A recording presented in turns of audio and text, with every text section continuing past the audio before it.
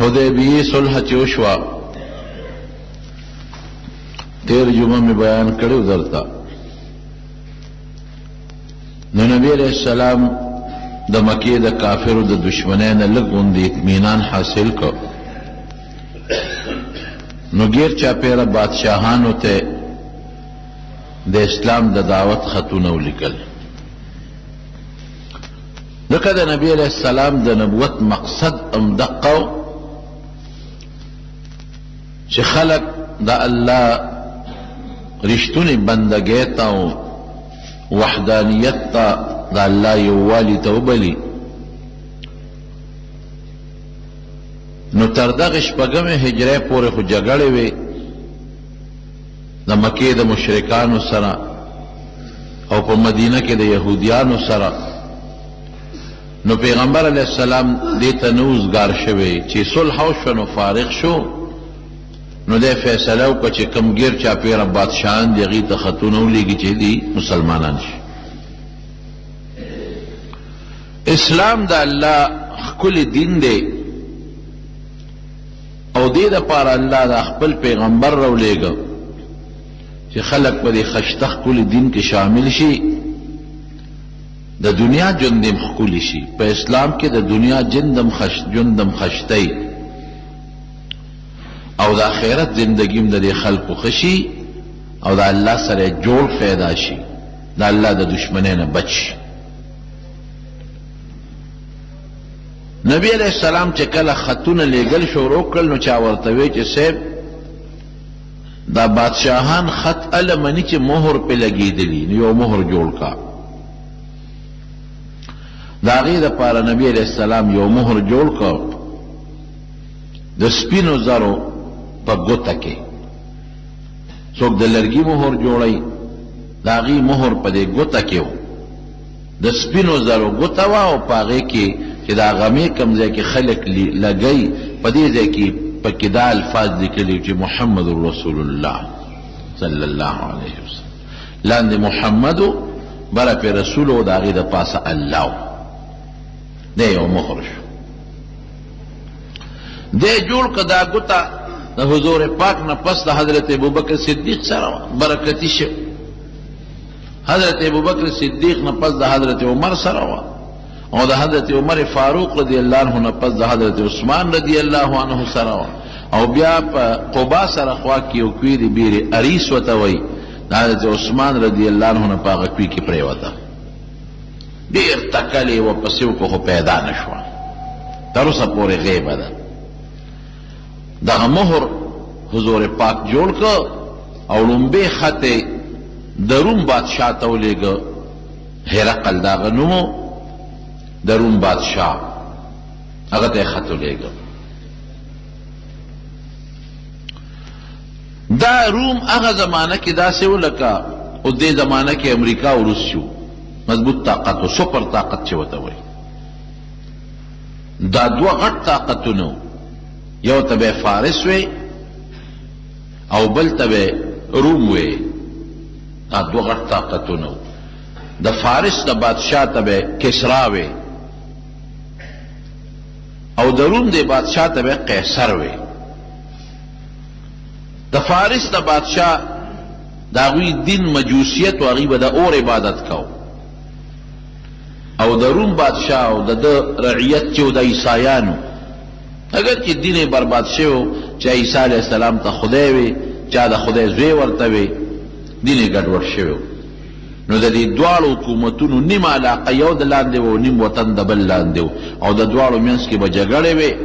لوی دشمنۍ به وې کله د یو په علاقه به قبضه کېده او کله به د بل په علاقه قبضه کېده نو دې د روم د بادشاه د عیسایي د کسرا بادشاه باندې حمله وکړه او ډېرې علاقې یې ترې ونیولې نو ده دا نظر کړی و منښته یې کړې وه وی که خدای پاک ماله د فارس په دې بادشاه په دې کسرا فتح راکړه نو زه به د روم نه پیاده ځم بیت المقدس ته هلته به 2 رکعته لمونځ کوم فتح چې کله حاصله شوه قرآن شریف کې هم دې ته اشاره شوې ده الف لام میم غلبت الروم وهم من بعد غلبهم سيغلبون الله ویلي د دا یو وخت کې فارسیان لږې شو رومیانو له شکست ورکړه الله وی دی به د خپل بدل اخلي دي ته به خدای غلبه ورکوي دقه غلبه ورته حاصله شو نو چې غلبه حاصله شو د روم د بادشاه د هرقل ځان سره لښکر وزیران مشیران واغشتل او لړ بیت المقدس ته چې 2 رکعاته نفل پکې کو حضور پاک ته پته لګېدلې وه چې دا بادشاه خو بیت المقدس ته تللی دی نو یو صحابي له خط ورکا وی دا به یو سه د بیت المقدس د علاقې چې کوم گورنر دی حارث ابن ابو شمر حارث ابن ابي شمر غسانی اغلب دا خط ورکه ابي هرقل ورکه خط کوم صحابي له چې ورکا دا غنمو دحیه کلبی رضی الله عنه ډیر خشتاو ډیر خوبصورت او دومره ښکلی چې دی به کله په لاره څه نو په مخ به روبن اچو لکه زنانه چې څنګه روبن استعمالوي ولې چې اسنه زنانه را له مخې راځي او په ما څوک عاشقانې نشي څوک په فتنه کې مبتلا نشي دومره خشتاو او حضرت جبریل علیه السلام چې به کلم نبی علیه السلام له د انسان په شکل راته د په شکل براته بی بی عائشہ صدیقہ فرمائی یو ځل نبی علیہ السلام سره ناستو خبرې اترې کولې پاسې وی ما ته وی عائشې دا سړی څوک و مې د الله رسول دحیه کلبي وی دا دحیه کلبي نو جبریل علیہ السلام د په شکل براته نو حضور پاک کل شکل والا سړی وکړ چې د روم بادشاه له لېږم دا خو د دنیا لوی سپر طاقت والا بادشاه دی نو چې د مخاورز انساني او د مخ یو ډول ډالي وي نو د هغه خبرې له خلک توجه ورکوي خط یې ورکړ دی لاړ او د پیغمبر علیه السلام د هدایاتو مطابق چې د بصرا د دغه علاقې کوم گورنر و حارث غسانی هغه له خط ورکړ وی دا خط ماته نبی علیه السلام را کړی دی چې دا بدله ورکړي دی به بادشاه له رسوي ځکه بادشاه ته نیغ په تیغه رسېدلم ګراني او غټ بادشاهان دا خپل دغه هم ګڼي بېعزتي ګڼي چې یو نیغ په نیغه وله څوک خط راوړي گورنر صاحب هغه خط واغش حارث او خط هرقل لورکو هرقل دغه وخت کې ما تاسو ته بیت المقدس کې د شکرې د 2 رکعاتو مونږ لپاره راغلی هرقل ته وایي چې صاحب دا یو سړی دی په عربو کې او هغه د پیغمبرۍ دعوه کړې ده یو استاد یې رالیږلی دی او دا خط یې ورکړی دی که ستاسو خوښوي نو دا خط تاسو له درکړم وی راکړه وی دا سړی راوغواړه دغه شپه هرقل یو خوب لیدی دی نجومی و او د پخوانو کتابونو پویم او د نجومو مهارت مو د نجومو نه څه اندازه واغېسته او څه خوبې ولید او هغې په یره راوسته فورا یې میټینګ راوغوښته علما ورسره د خپل دین شته نجومیان ورسره دي وزیران ورسره دي لکه د امریکې بادشاه چې چېرته دی دوم دام کې روان هلکه وي بېګا ما په دې نجومو کې په دې ستورو کې څه سوچ او فکر کو خپل علم مې چلو نو ما ته یو اندازه معلومه شوه چې د هغې خلکو مشر چې کم خلک ځان سنتوي د هغې غلبه په دنیا راغلې ده اندازه ولګوئ چې دا څوک دي ځان څوک سنتوي ځکه ما ته اندازه ده چې دغه سنت والا چې ځان سنتوي د هغې د مشر غلبه په دې دنیا روانه ده څوک سنتوي هغې ورته وی چې صاحبه عیسایان خو ځان نه سنتوي ټیک شوه وی یهودیان ځان سنتوي د هغې نه مه یارېږه صاحب خو ډېر لږ خلک دی بس اډر وکړه مړه به یا خو دته د عربو پته نه وه چې عرب هم ځان سنتوي او یا عرب منتشر خلق و څوک مشر یې نو واړه واړه قبیلې وې د هغې نه یې په زړه کې یره نه وه د هغې هېڅ یره ترخه د هغې نه په زړه کې نشته نو د عربو ذکر یې نه کو خو یهودیان ځان سنتوي لږ خلک د اډر وکړه بس مړه به یې کړو د هغې نه په زړه کې څه یره کې دا مشوره کېدله چې د نبي علیه السلام خط د حضرت دحیه رضی الله عنه په لاس ورته راورسېد او د بصرا گورنر ورته وی صاحب دغسې په مکه کې یو سړي د پیغمبرۍ دعوه کړې ده او تا له خط رالیږلی دی هغه وی تاسو دا چې چا خط راوړی دی د ده معلومات وکړئ چې دا ځان دا خلک سنتوي او که نه سنتوي ما خو بېګا د نجومو نام اندازه اخیستې ده چې د دحیه کلبي معلومات یې وکړل هغه ورته وی او ما هم ځان سنت کړی دی، زما قوم هم ځان سنتوي او زمون عرب خلک ځان سنتوي. بس هرقل وی دا خبره لکه رښتونې ده، وی معلومیږي دا چې دا خط چا رالیږلی دی، غلبه جوړ ده را روانه ده. دې هیکلبي ته وی وایه سوی خط چا در کړی دی؟ دارونو د شپږمې هجرې ذوالحجه ده او تقریبا د اوومې هجرې محرم شروع کېدو والا دی. خط چا در کړی دی؟ د هیکلبي ډېر هوښیار و، مخ یې م خشته و، ښکلي و، جامه باندې م خشته و، د توجه م ورکړه. وی بادشاه سلامت، یو خبره درته مخکې زه کوم بیا دله خط در کوم. بادشاه هوښیار و، وی وایه څه وی صیبه دا خط به ګورې فیصله په جذباتو کې نه کې. ته ډېر لوی بادشاه، الله دله ډېر لوی طاقت در کړی دی، د پخوانو کتابونو علم او پوهه در سره ده. ګوره چا چې صفت وکړي نو هغه لږ خبرې ته غوږ ږدي. نو جذباتي فیصله به نه کوې، ګورې سوچ او فکر سره به فیصله کوې. وی دا خو دې هوښیاره خبره وکړه، ټیک ده. وی تا نه دا تپوس کومه چې ستاسو عیسی علیه السلام به مونځ کو که به نه کو؟ هرقل بادشاه ورته وی او مونځ به کو. وی مونځ کې به سجده کوله که به نه کوله؟ وی او سجده به م کوله. وی سجده به په کوم ځای تندې لګو؟ وی په خاورو باندې. وی خو دا واوره، وی دا ما چې د چا نه خط راوړی دی دې تاله دعوت درکوي هغې ذات ته چې ستاسو عیسی علیه السلام په خاورو کې هغه ته سر لګولی دی. ور عجیبه اندازې ورته ونیول. هغه ذات سره م جوړ پیدا کوي، هغې ذات سره م ملاوي، د هغې ذات بندګۍ ته م بلي چې ستاسو عیسی علیه السلام هغه ته جړلی دي، فریاد یې ورته کړی دی او په دې ځمکه یې ورته سر لګولی دی. هغه ذات د هر چا نه لوی دی، د هغه د طاقت مقابله څوک نشي کولی.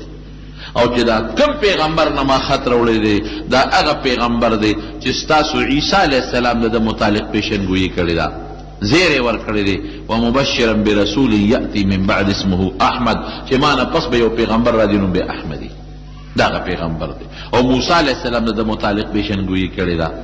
دا هغه پیغمبر دی. او دا هغه پیغمبر دی چې ستاسو په کتابونو کې د اخر زمانې پیغمبر کوم لیکلی شوی دی، خاتم النبیین، دا هغه پیغمبر دی. او دی د ټولو انبیا او پیغمبرانو نه افضل او بالا دی. او اس پیسہ دولت لالچ بادشاہي نه غواړي، صرف تاسو را دا غواړي چې د یو الله عبادت وکړئ او د هغه تعلیماتو باندې عمل وکړئ کوم چې موسی علیه السلام او حضرت عیسی علیه السلام او ابراهیم علیه السلام دنیا ته راوړي. هرقل چې دا خبرې واورېدې پوه شو، نجومي ورته پته م لګېدلې وه، پوه شو وی راکه دا خط. چې هرقل خط سینګ واغېشته کوله وې که نو په تندي کې ایښود او ښکلی که خط. او د هغې نه پسې ده ته ووې د هیکلبي رضی الله عنه ته وی ما له یو ورځ مهلت راکړه، جواب به تا له سبا در کړو. او اډر یې وکړه وی دې شاهي میلمه کې سبا دې ما ته حاضر کې. د هیکلبي خوشحاله شو چې انشاءالله زمون خط څه ناڅه فایده ورکوي. هرقل د روم بادشاه نیمه دنیا د ده لاندې وه په هغه وخت کې، نو داسې قمقل سړی دونه غټه بادشاهي نشي کولی. هغه فورا خپلو خلکو ته ووایي هلکه وایي په دې شام علاقه کې بیت المقدس دا علاقه به پخوا ټولو ته به شام وي، دا فلسطین او لبنان او دا چې نن اسرائیل دي دې ټول علاقې ته به شام علاقه وي. وی دلته چې ته د دې پیغمبر د قوم خلک خو نشته،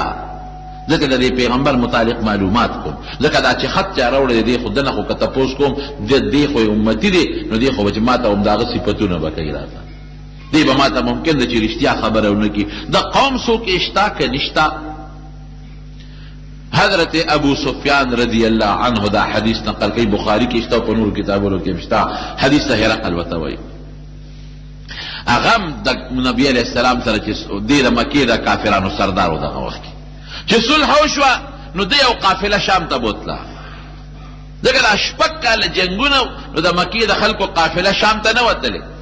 یریدل چې مسلمانان په لاره کې زمونږ په قافله حمله ونه کړي. جوړه شو، پیغمبر علیه السلام هم خطونه لیږل شروع کړل او دم تجارتي قافله شام ته بوتله، ځکه مکه کې خو جوار غنم یا هغه زمانه کې فصل سبزي نه کېدله، ټول سیستم به په تجارت روانو. د قافله بوتلې وه شام ته. چا ورته وی او صیب یو قافله شته او دا قافله کې ام دغه پیغمبر د قوم مشران خلق دي ویلای ولې مالا یو بادشاہ فوراً حاضر کړل چې حاضر کړل دربار ته ویلا نږدې کې را نږدې کړل وی هغه پرونی د پیغمبر خط کې راوړی د امراوله امراوستو حضرت ابو سفیان رستو دا واقع ذکر کړي دغه وخت خو د ټول مکه او د ګردونوا د مشرکانو بشر دی د حضور پاک مقابله کې ولاړ ابو سفیان وی چې مونږ یې نږدې کړو بالکل ځانته مجلس کې مجلس ډک دی د وزیرانو نو د مشیرانو نو د علماو د عیسایانو نو ډک مجلس دی بادشاہ په خپل تخت شاهي پکې ناشته یې مونږ یې ځانته نږدې کړو ترجمان یې راوغوښته ځکه زمونږ ژبه عربي وه او د دې هرقل ژبه فرنګي دا مونږ چې ورته وایو انګریزي فرنجي یوناني یونان والا انګلیشو دا یو خو د امریکې او د برطانیې والا دی دا یوناني ژبه ده د انګریزۍ ته لږه نږدې دا ژبه وه ترجمان یې راوغوښته وی دومره هوښیار و چې وی زه یې مخکې کړم او زما قوم یې رستو کړ وی تاسو رستو شئ او دا ابو سفیان چې کوم پکې مشر دی دا را مخکې کې او دی ما نه رستو ځکه کېنول چې هسې نه دوی یو بل ته مخامخ ناست دي نو په اشارو مشارو کې یو بل ته څه خبرې ترې ونه کړي چې داسې ووایه داسې ووایه مه وایه ووایه دا ټکي اشارې ونه کړي نو دی یې مخکې کړ او قوم یې رستو کړ او قوم ته وله څه وایي ترجمان په واسطه قوم ته ولوي چې ستاسو ردی ابو سفیان نظر د اخیری زمانه د پیغمبر سم معلومات اخلم نو کدی دروغ وي ګوري ما ته وایي چې دی دروغ وي اصله د دروغ وي او تاسو په چپ پاتې شوي نو ګوري کما ته پته بیا ولګي د سزا بټول لورکو ابو سفیان ویرا کدا یاره نه وي چې دا قوم اسنه زما خبره دروغجن او غني چې دا دی دروغ وي دروغ به مې ویلو یریدم که د دروغ ویم نو اسنه شاته ملوي قوم دی او هغه یریږي د هرقل نه او وایي چې صاحب دا ټکي پکې دروغ وي به مجبور شو نو هرقل د ابو سفیان نه د پیغمبر علیه السلام متعلق لومبي تپوس کوي لومبي تپوس دې څه کوي وی کیف نسبه فیکم دې د کم نسب خاوند دی نبی کریم صلی الله علیه وسلم نسب یې څه دی ابو سفیان وتوی هو فینا ذو نسب عظیم لوی خاندان سره صاحب تعلق لوی تعلق خاندان لوی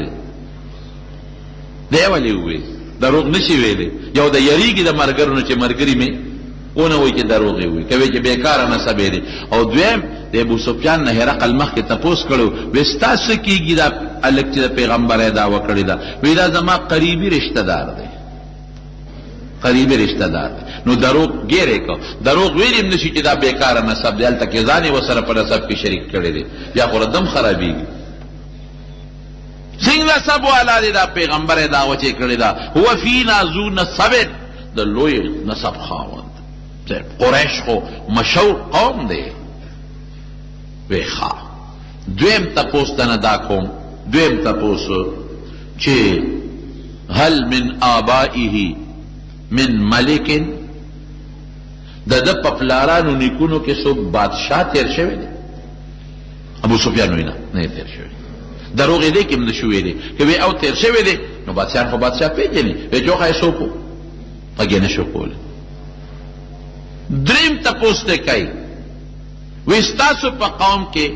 بل چا د دنه مخکې د پیغمبرۍ دعوه کړې ده دنه مخکې بل چا د پیغمبرۍ دعوه کړې ده ابو سفیان وی نه ده کړې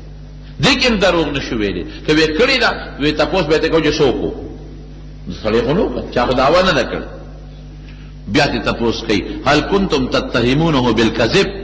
قبل ان یقول ما قال وی د دې پیغمبره د دعوی نه مخکې تاسو په د دروغ څه تهمت لګولې دروغ ویل خلصتو خبره ده اسی د دروغ تهمت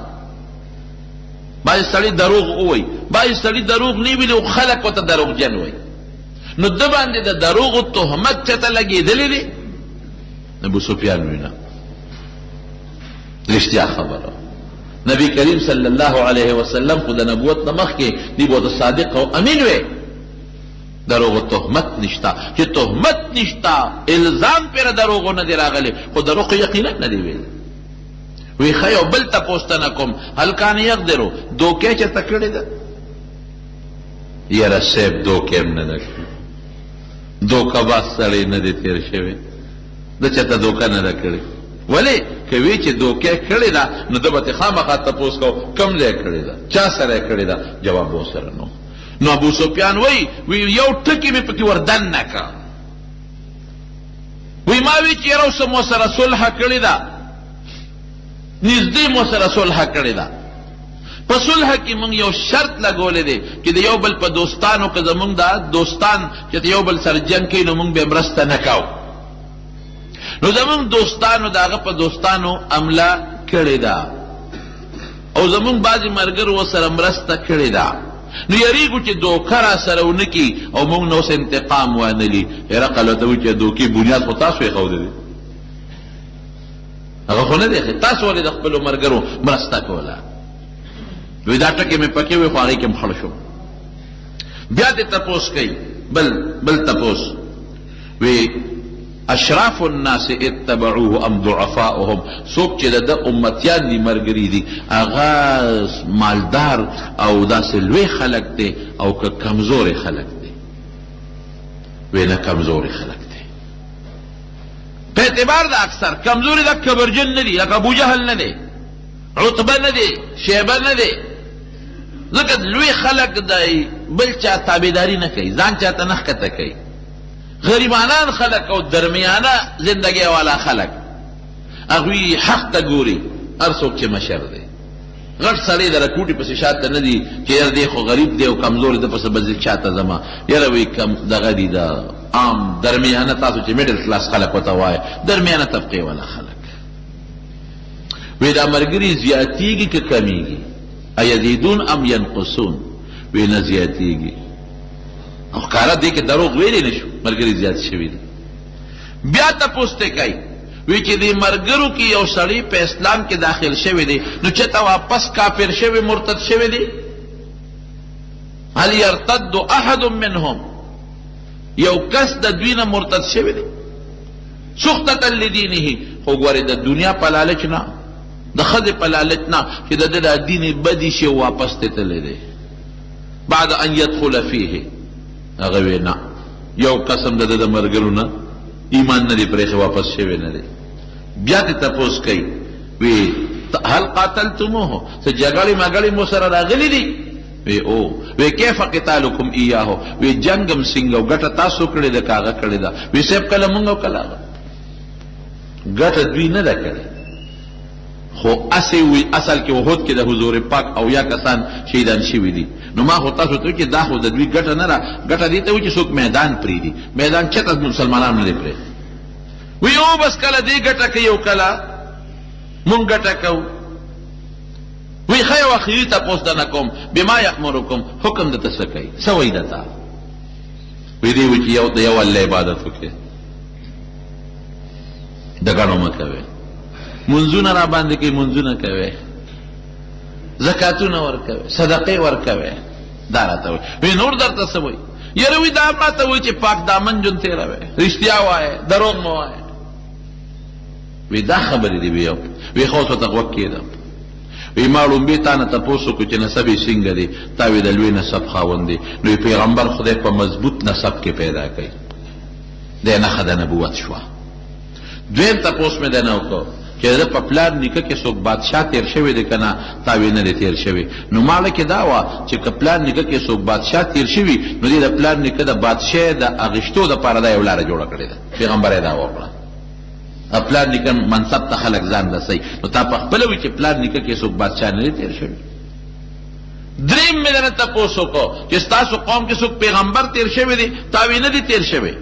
ما وی ده کیدی شي که څوک بل څوک پیغمبر تیر شوي نو دی به هم د هغه په تابعدارۍ کې ځان نه پیغمبر جوړول غواړي، دا وجه هم نشته. بیا مې د نه بل تپوس وکړو چې د دروغو چته تهمت پې لګېدلی دی که نه؟ تا وی نه. نو لکې ویمه چې عامه معاشره کې خلکو ته دروغ نه وی، نو په خدای به څنګه دروغ ووایي چې وایي چې د پیغمبر یم او پیغمبر نه دی؟ بیا مې دنه تپوس وکړو چې دوکه کوي که نه کوي؟ تا وی نه دوکه نه کوي. وی وکذلک الرسول، پیغمبران دوکې نه کوي. دیم نښه دې ده چې دی پیغمبر دی. بیا مې دنه تپوس وکړو چې ملګري څوک دي؟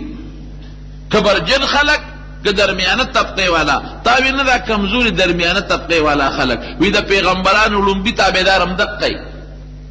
بیا مې نن تپوس وکړو چې څوک د ده ملګری دی واپس مرتد شوی دی که نه تا وی نه وی ایمان هم دقسې دی کذلک الایمان حین تخالط بشاشة القلوب چې ایمان کله زړه ته دننه ننوځي نو بیا نه واپس کېږي حضرت بلال ته ګوره کړه حضرت صہیب ته ګوره بلال ته ګوره حضرت خباب ته ګوره چې ایمان لته ننوت بیا نه واپس کېږي بیا مې د نه بل تپوس وکړو چې جنګونه هم کړي دي نو ګټه چا کړې تا وې کله هغه کله مونږ کړې ده نو دقسې ده غلبه کله پیغمبر باندې خدای آزمایش راولي بېشکه مړي ته کېږي اخري غلبه به د ده وي بیا مې د نه تپوس وکړو چې څه حکم درته کوي تا وی ایمان او زکات او صدق او پاک دامني راته ښیي وی د پیغمبرانو تعلیمات هم دقه دي نو هرقل دغه ځای کې اوس څه وایي فإن كان ما تقول حقا اے ابو سفیانه چې ما دنه کم تپوس وکړو تا جواب راکړو او دا دې ته رښتیا ویلي فسیملک موضع قدمی هاتین دې ځای ته به دغه سړي بادشاهي را رسېږي زما قدمونه چې کم ځای پراته دي دلته به یې بادشاهي راښکاره کېږي وی زما داسې یقین و چې دې زمانه کې اخر زمانې پیغمبر روزي دا مې خیال نو چې دا به په عربو کې پیدا کېږي پته ولګېده چې دا د آخر زمانې رښتونی پیغمبر دی او دی پیدا شوی دی او بیا څه وایي ارمان لو كنت عنده لغسلت عن قدمه وی که زه دې وخت کې د پیغمبر په خوا کې ناست وی نو ما به وله خپې د دوړو نه ایزلې وې ما به وله خپې وینځلې وې چې دا خبره څنګه وکړله بیا ویروله دا خط کې څه لیکلي دي ترجمان ته وی وایا نو خط د نبی علیہ السلام من محمد صلی الله علیه وسلم عبد الله ورسوله الى هرقل عظیم الروم دا خط د محمد نه دی څومره عجیبه عاجزۍ سره خط لیکلی دی القاب نشته ځان سره محمد د الله بنده او د الله رسول لومبې د خدای بنده بندگی چې کله پیدا شي نو بیا خدای پاک احسان کوي دویم نمبر د الله رسول الى هرقل دا خط هرقل ته لیکم عظیم الروم چې د روم مشر دی سلام علی من اتبع الهدى سلام یې چولې دی دې کې ډېر د طالبانو نقطې خبرې دي درته نه کوم عامې خبرې درته کوم بیا ورته څه وایي سلام نه پسو دی اما بعد فإني أدعوك بدعاية الإسلام د اسلام دعوت ته در کوم اسلم مسلمان شه تسلم محفوظ بشي دنیا کې به محفوظ شي آخرت به هم ښه شي اسلم مسلمان شه تسلم محفوظ بشي فإن توليت او که ایمان ته اسلام ته دې شا کړله فإن عليك اسم اليريسيين نو ګوره د دې قوم ټول وبال ستا په سر ته پسه پرېوځي ټول قوم وبال ستا په سر ته پسه پرېوځي ځکه د دې د ایمان رکاوټ هم تش وی او بیا ورته د قرآن شریف یو آیات لیکلی دی وقل یا اهل الكتاب تعالوا الى كلمة سواء بيننا وبينكم اے اهل کتاب عیسایانو یوې خبرې ته رجوع کې هغه د ټولو پیغمبرانو مشترکه خبره ده څه دي الله نعبد الا الله چې موږ به صرف د الله عبادت کوو ولا نشرک به شیئا شرک به نه کوو نه به شرک په عبادت کې کوو بندګي به د یو الله نه په عقیده کې به شرک کوو نه به عملي شرک کوو هېڅ قسمه شرک به نه کوو ولا يتخذ بعضنا اربابا او یو بل تبا خدایان نوایو خدایان څه یو ځل حضرت عدی ابن حاتم رضی الله عنه د نبی علیہ السلام نه تپوس وکړو وی قرآن شریف کې خو راځي چې عیسایان یو بل طرف وایي اتخذوا احبارهم ورهبانا هم اربابا من دون الله نو موږ خو بل چا طرف نه دی ویلي وی چې دا خپل مولیان د تکوي چې دا حلال دي حلال یې ګڼي او دا حرام دي حرام یې ګڼي داسې کوي وی دا رب شو کنه دا حلال او د حرام مالک څوک دی یو الله دی بل څوک نه دی نبی علیہ السلام خو دا الله حرام مونږ ته بیانوي او دا الله حلال مونږ ته بیانوي فإن تولوا که تاسو دا دې خط ته شا کړله نو بس دا دونه گویو کې چې مونږ مسلمانانو تاسو پیښه خدای پیښه خط چې کله لسته نو دا ځای کې د هرقل د بادشاه رور ولاړو په صاحب دا خو ډېر بېادبه دی دا چې خط را لېږلی دی وی خپل نوم یې مخکې کړی دی او ستا نوم یې رستو کړی دی. هرقل چپ وی که دی د آخرې زمانې پیغمبري دی د دې قابل دی چې خپل نوم مخکې کړي او زما نوم رستو کړي. وی ګوره عیسی علیه السلام ته د خدای تپوس دی د عیسی علیه السلام متعلق لږ وکړه. د عیسی علیه السلام متعلق وی ستاسو پیغمبر څه وی؟ وی هغه وی چې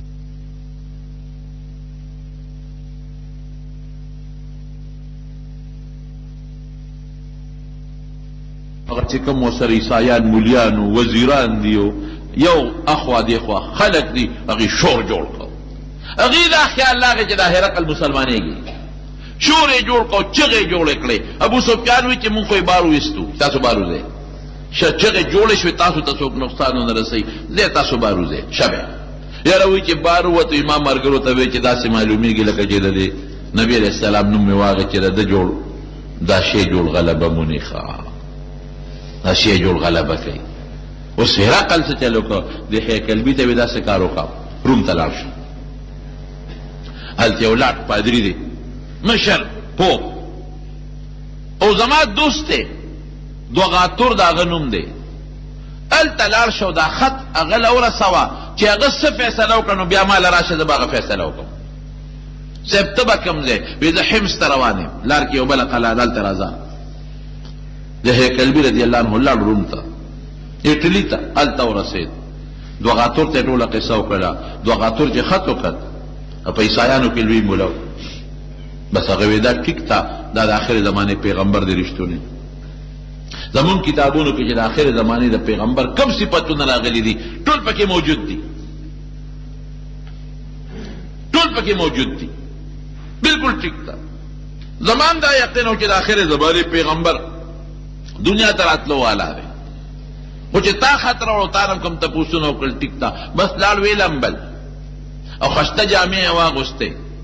او جومات کې مدرسه کې د دنیا خلک راغونډ کوي. خدای مو بخښه راشي یو ضروري خبره کوو. خو د ټول روم مذهبي مشرو، د ټولو استازو، د ټولو پیرو، ټوله دنیا ورته راغونډه شوه. وایي چې څه مسله د سړي نن ښکلې جامې م واچولې او غسل یې مو کو او مونږ ته څه اعلان کوي چې څنګه په منبر کېناسته. وایي خدای مو بخښه، مونږ چې د کمې آخر زمانې د پیغمبر په انتظار وو هغه دنیا ته تشریف راوړی دی. په مکه کې مکې نه مدینې ته تللی دی، نوم یې محمد دی صلی الله علیه وسلم. دا استازی ما له رالیږلی دی او ما خو اعلان وکړ اشهد ان لا اله الا الله واشهد ان محمدا عبده ورسوله. ما په ایمان راوړو، تاسو ته یم چې ایمان پرې راوړی. بس خلک راپاڅېدل او هغه غریب یې هم هلته شهید کړ. وایي خطر نوې نوې خبرې دی جوړې کړې، مړ شو. د هیکلبي وایي چې ما پسې طریقه په ګڼه ګوڼه کې ځان راوویسته، خط مې واپس راوړه. دې وخت کې دا هرقل راغلی حمص ته، هلته یې بله قلعه وه، هلته راغلی و. خط مې وله ورکړه. ما ورته وی چې صاحب دوغاتور څنګه چلو شو؟ مې دوغاتور مسلمان شو، بیا قوم مړ کړ. وی ښه دا خط ماله راکړه. خط مې وله ورکړ. وی ده په هغه خپله قلعه کې ټول بیا هغه خلک راغونډ کړل چې څومره دي، چې څومره عیسایان دغه ده سره په دې سفر کې روان دي، وزیرانو، عیسایانو مشرانو، جرنیلان، دا ټول ورسره دي. هغې په هغه خپله قلعه کې کېنول ځان ته دی بره وخت او د قلعه دروازې یې جرنده کړې او چابیان یې ځان سره بره کېښودی. هوښیار دی، که بره خو ځکه وخته چې هسې نه زه خبره کوم، هسې نه ما نه دوغاتور جوړ نه کړي، مړ مې نه کړي، او هسې نه چې زه خبره وکړم او دوی په دروازو بار وځي او انقلاب جوړ کړي، خلک زما خلاف بلوه نه کړي. نو دروازې جرنده کړې، چابیان یې ځان سره کړه، بره په قلعه په سر کېناست او قوم یې لاندې کېښود. ټوپک تماچه خو نه ده، تورې د مسله وه، څوک بره خطې هم ورپسې نه شي. دی ورته څه وایي هرقل قوم ته عجیبه خبره ورته کوي. ورته وایي یا معشر الروم، یا معشر الروم، ای د روم مشرانو، انی قد جمعتکم لخبر، یو خبر له مې را جمع کړی. انه قد اتانی کتاب هذا الرجل، ما ته د دغې سړي یو خط راغلی دی، د کوم سړي خبرې چې په بیت المقدس کې تاسو سره به وکړې. یدعوني الی دینه، ما خپل دین ته بلي. وانه والله لنبی، قسم په خدای کې دا پیغمبر دی، قسم د تخرم چې دا پیغمبر دی الذي كنا ننتظره دا هغه پیغمبر دی چې موږ انتظار کوو قسم په خدای چې دا رښتونی پیغمبر دی ونجده فی کتبنا او دا هغه پیغمبر چې زموږ په کتابونو کې دا ذکر دی فهلموا راځئ نتبعه ونصدقه چې موږ د دې پیغمبر تابعداري وکړو او موږ یې تصدیق وکړو بیا ورته څه وایي هل لکم فی الفلاح والرشد کامیابي م خوښه ده هدایت م خوښ دی وان یثبت ملککم چې ستاسو بادشاهي م تاسو سره باقي پاتې شي دا م خوښه ده فبایعوا هذا النبي دې پیغمبر سره بیعت وکړئ خیر د دنیا او د آخرت په دې کې چې سره بیعت وکړو به د ایمان وروړو خو چې دی ووی که نه بس خلکو چغې کړې هرقل مردباد او منډې کړې چې دروازو باندې بار وځو دروازې خو د جرنده کړې وې بار خو وتی نه شو دته خو رسېدی نه شو دی ورته څه وایي وی کینې یو خبره درته کوم کینې وی ستا خبره نه ورو بس ته معذور کړې تم بادشاه نه وی لږ خو خبره واورئ که نه وی څه وی ته خو مسلمان شوې وی نیم مسلمان شوې عیسائی ما وی دا مې تاسو کتی چې په خپل دین کلک یې که نه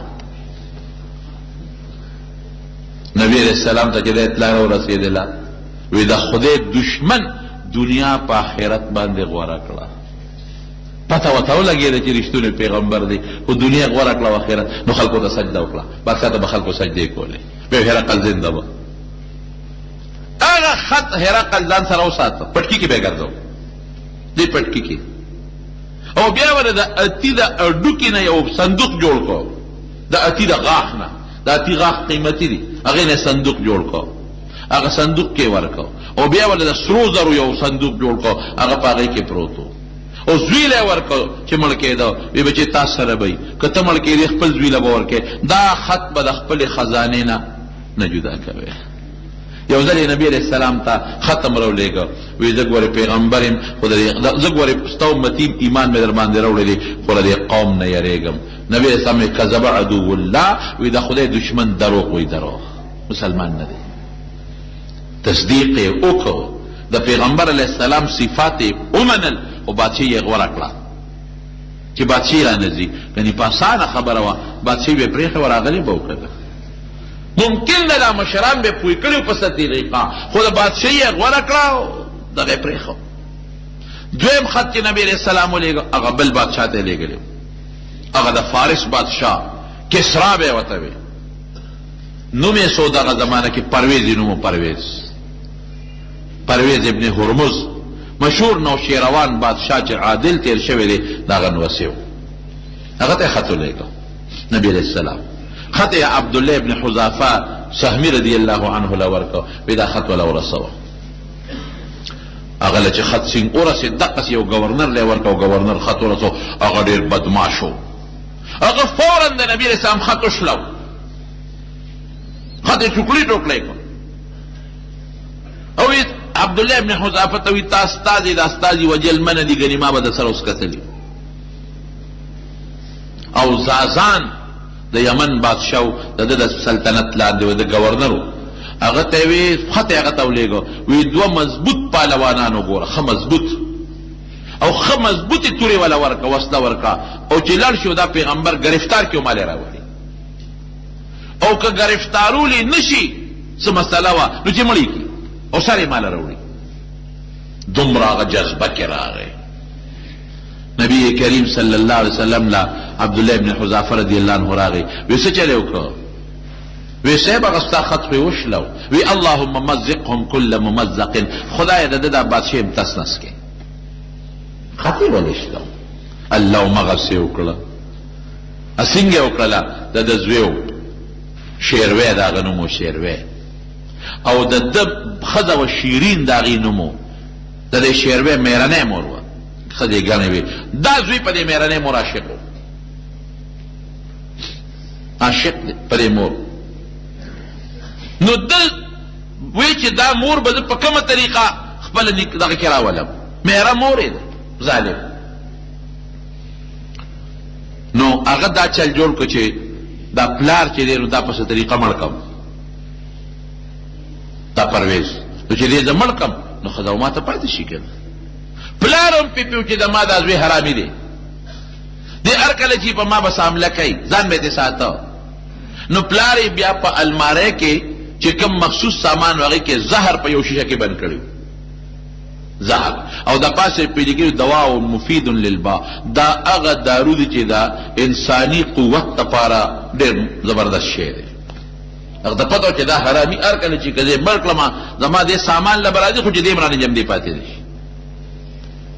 دی خواته دی بادشاہ د پیغمبر علیہ السلام په مرګ پسې د زازان د یمن گورنر ته دوه کسه پهلوانان اولېګا هغه یې تورې ورکړې هغه په زهرو کې دغه کړلې سره کړې او نبی علیہ السلام پسې لاړه دومره قمقل دي چې حضور پاک ته تاسو نږدې کې دې قدرې نشي گرفتار کو یا ته سر پرې ګدا څه ولا خبره ده نو مکه مشرکانو ځانونه وشلول نږدې قدرې وته ورونه رسېدي شو اخوه دوه کسه ولېږل دلته خدای پاک نبی هم خیره وکړه وی د ما ختم شلو خدای ته هلاک کې تس نسې کې زوی لګي شو پلار باندې حمله وکړه پلار یې مردار کړ ور وځي کې دنه خیره ولګي د حضور پاک خیره ده چې مردار یې کړ التا مېری مور ته پته ولګېدله چې زما خاون خو یې مړ کړ او دا خو به اوس ما ځان سره ساتي نو دا خو زما دپاره غټ شرم دی هغې زهر اوس کړه هغې ځان مړ کړ چې دا خو ماله شرم دی د چې څنګه پلار مړ کړ ورغې د پلار الماره کوله وکړه مخصوص سامان اوس په قبضه کې دي بادشاه یې په قبضه کې واغېسته لکه څنګه چې دغه راشي یو څه ورته مارشله ولګي مارشله ولګوله د پلار مخصوص سامان چې څنګه یو کتل شیشه پکې پرته ده په هغې یې لیکلي چې دا هغه دارو دي چې دا مردانه طاقت لپاره ډېر زبردست شی دی خو پلار ورته پېښه وی په دې حرامي سخوندر خو پې و که نه په دې سخوندر هغه ته خو پته وه چې دې به دا لوبې کوي رونو یاد وساتئ موږ د خپلو بچو د دنیا تربیت وکړو خو د دین تربیت هم وله نه دی کړی داسې ده که نه ده موږ خپلو بچو له د دنیا تربیت کوو چې دې ډېرې پیسې وګټي دنه غټ افسر جوړ شي غټ تجارتي ته جوړ شي او ډېرې پیسې وګټي خو دینی تربیت هم ته جوړ نه کړه نو چې دینی تربیت ته بچي له ورنه کړه دقسې سخوندر به ته جوړېږي بیا نه پلار پېژنې او نه مور پېژنې نه خور پېژنې او نه رور پېژنې او که بچي له دینی تربیت ورکړه نو د پلار او د مور په قدر به پوهېږي بیا هغه ته خو پته وه چې زما دا زوی بار کله لوبه کوي دا شی ورته زهر یې ورته بند کړو چې هغه شیشې ته او زما د پلار چې دومره ښځې ساتلې دا دارو به یې خوړل شیشې په خولې راواړو له قلقل خو چې څنګه تېر شو لتې وټکولې هغه مردار شو ښځه هم لاړه بادشاه هم لاړ زوی هم لاړ د پیغمبر علیه السلام دعا ټیک شوه که نه تس نس شوه هلته هغه دوه کسان نبي علیه السلام له ورسېدل تورې پټې کړي دي چې ګورې و دې به څنګه به ګرفتار و خو بلا ملګري ته ګیر چاپېره تو دي بلا ملګري دي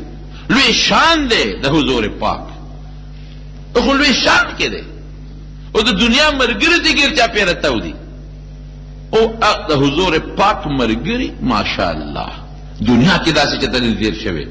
چې لاړې به توکلې ابه صحابو لاسونو کې نیولې په مخ پې مږلې چې خولې نه به خراش کې توکه صحابه به لاس کې نیوه په مخ به یې مږه او چې دی ورلې او د پیغمبر علیه السلام د مخ مبارک ته وکتل پوه شو هم پوه شو چې دا د وجلو قابل ځان وجل په خلقو او دا خو مخ نه رڼاګانې خېږي خو چې څنګه نبي علیه السلام ته مخامخ ودرېده نو پیغمبر علیه السلام ته خو خدای کمالات ورکړي وو که نه ورته څه وایي نبي علیه السلام وتوي ان ربي قتل ربكما تاسو چې کوم ستاسو کوم رب دی او زما مرګ پسې را لېږلی یې زما رب ستاسو رب وجلی دی معلومات والی او زه تاسو راغلی په غلط نیت یې خو یو خبره درته کوم استته نه ویم تورې ملان سره دننه پټې کړي دي د در باندې پوه یم خو یو خبره درته کوم چې د ایمان دعوت در کوم مسلمانان شي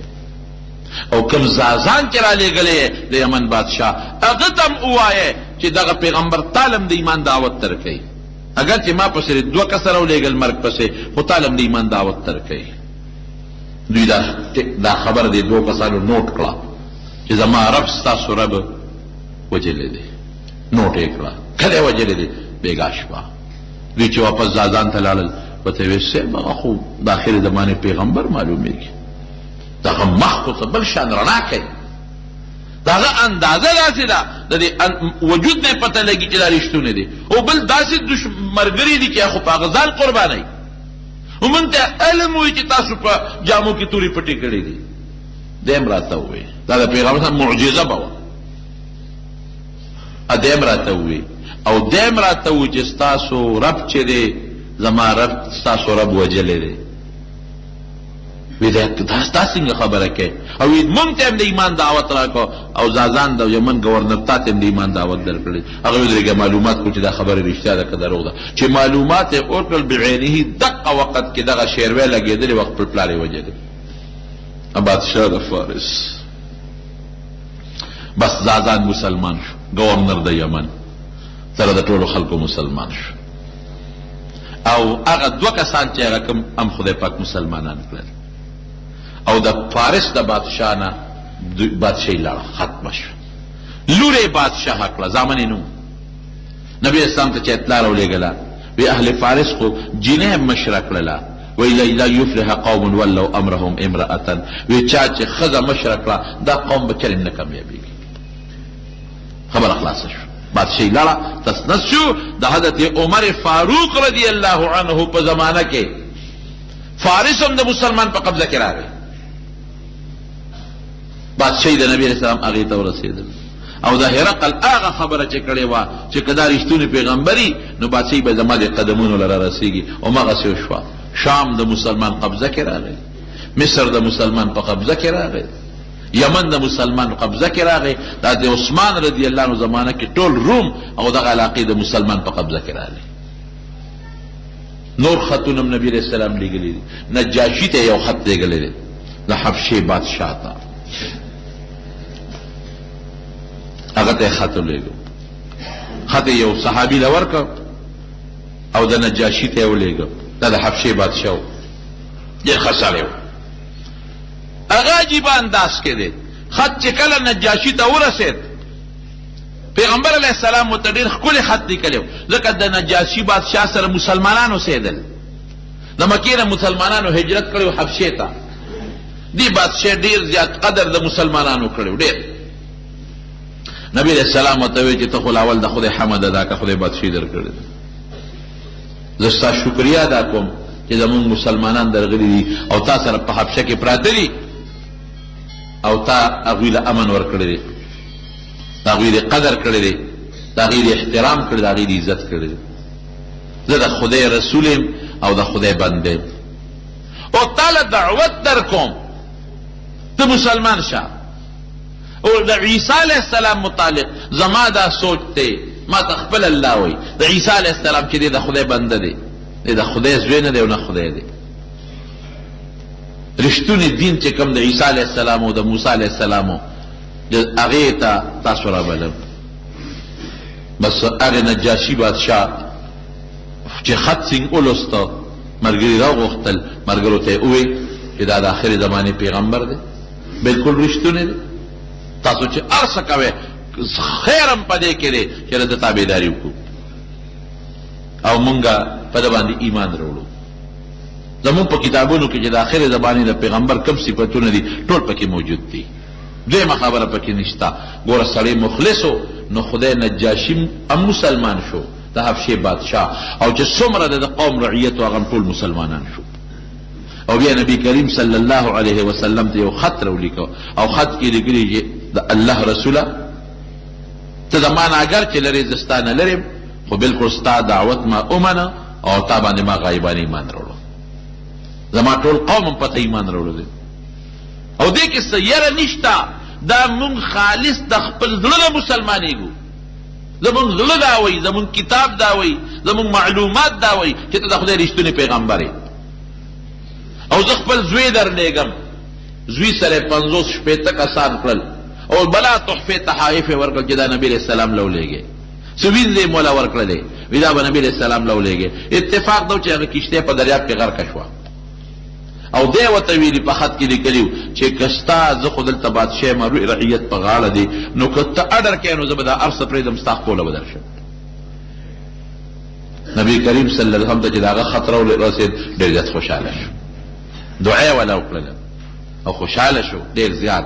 او ورته چې نه د خپل رعیت سنبالوه دلته مه راځه.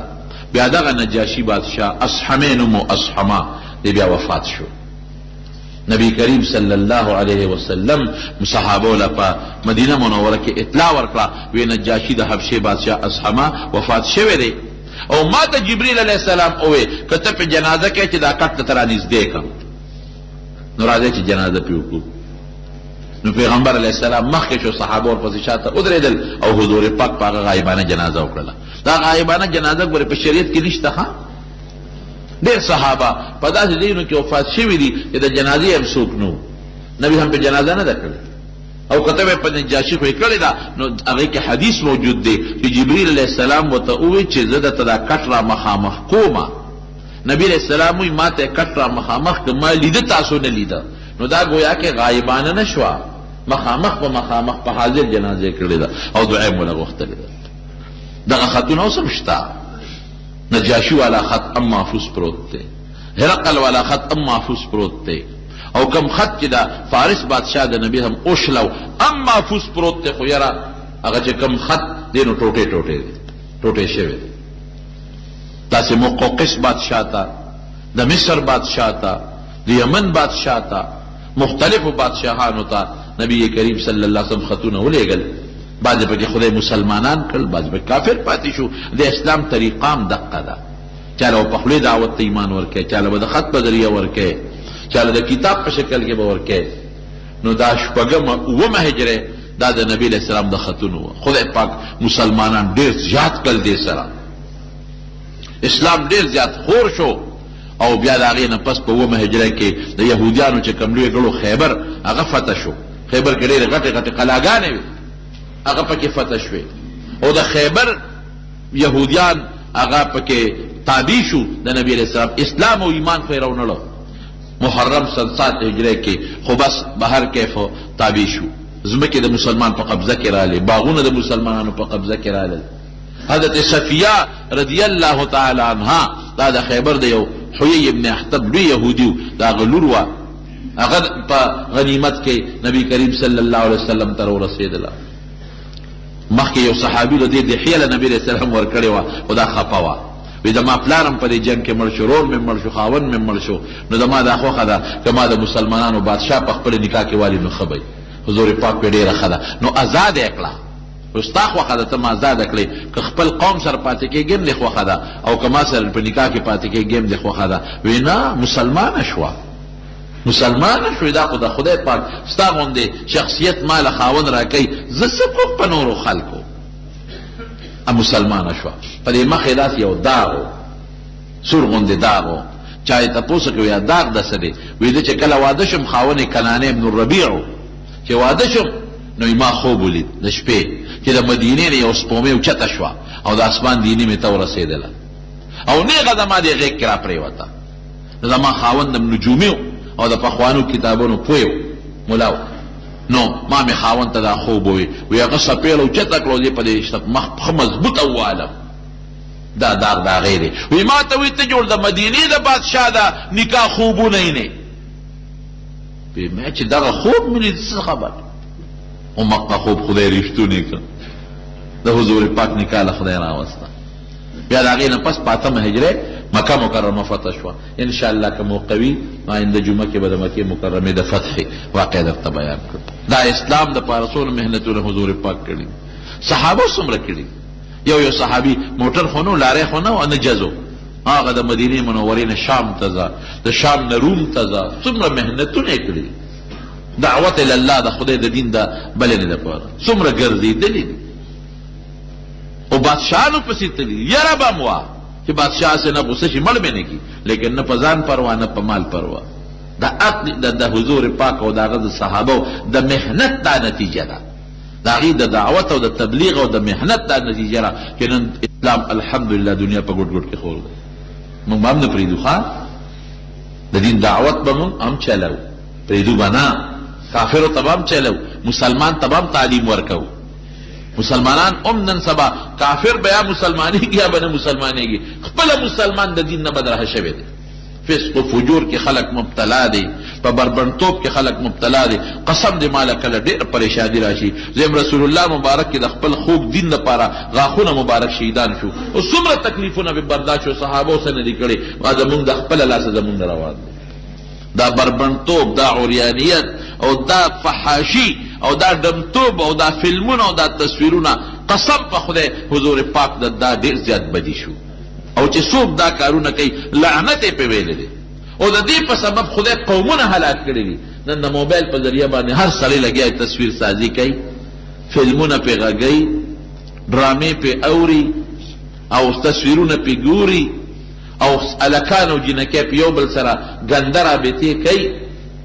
دا هغه ګناهونه دي چې دې ګناهونو په ذریعه نبی کریم صلی الله علیه وسلم فرمایي خدای یو قوم هلاک کړی دی، یو کلی هلاک کړی دی. نو هلاکت نور څه ته وایي؟ هر سړی په پریشانۍ کې پروت دی. مال شته خو خوشحالي نشته دی، بچی شته خو خوشحالي نشته دی، جامه شته خو خوشحالي او سکون نشته. ولې؟ نم خپل ځان د پیغمبر علیه السلام سنتو ته آماده کړ، نم بچی کم از کم ځان په خپله نیکانو سره کښېنې، علماو سره ناسته وکړې، د دین محنت پکې وکړې یو بل سره. بچی مه پرېږدئ کولاو، صرف د بچو د دنیا تربیت مه کوئ. د دې بچو نه مو یوازې سخوندران ته مه جوړوئ، بې دینه ته مه جوړوئ. کم از کم بچي ځان سره راولئ جومات ته، قرآن پې زده کړئ،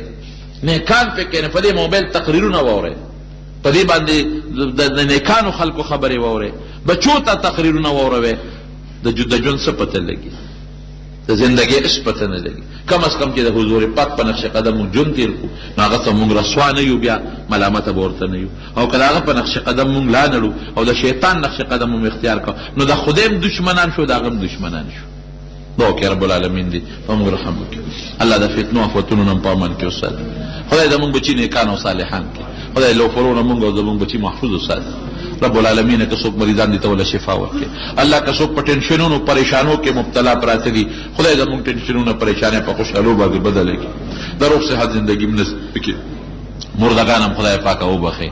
او الله چې زمونږ څومره مریضان دي په کورونو هسپتالونو کې شفا ولا ورکړي. کم دوستان چې د منزله راځي، هر ځای نه چې راځي، دې ځای نه لرې ځای نه په یو قدم ولا اجر ورکړي. د زړه حاجتونه یې پوره کړي، پریشانونه وساتي. خدای زمونږ د اتفاق ژوند نصیب کړي. خدای د مصیبتونو د دنیا او د آخرت نه په امن کې وساتي. کاروبارونو کې رزق کې د ټولو دوستانو برکت واچي. د چا نوکرۍ نه ته ولا نوکرۍ ورکړي، د چا کاروبار نه کاروبار ولا ورکړي، چا کاروبار کې برکت نه کاروبارونو کې برکت پیدا کړي. خدای عمرونو کې برکت پیدا کړي. خدای د ښځو نرو مو د حیا او د عزت زندګي نصیب کړي. الله د جمعې مبارکه ورځ ده د حاضر مجلس کې چې د چا په زړه کې څه حاجتونه دي تا نه سوال کوو، خدای حاجتونه یې پوره کړي. خدای حاجتونه یې پوره کړي. الله حاجتونه یې پوره کړي. او خدای زمونږه او زمونږ د کشرانو د ایمان او د دین او د دنیا د ژوند او د مال او د اولاد حفاظت نصیب وګرځولې کې. اخر وخت کې په خپل دا کریمه نصیب کړي. لا اله الا الله محمد رسول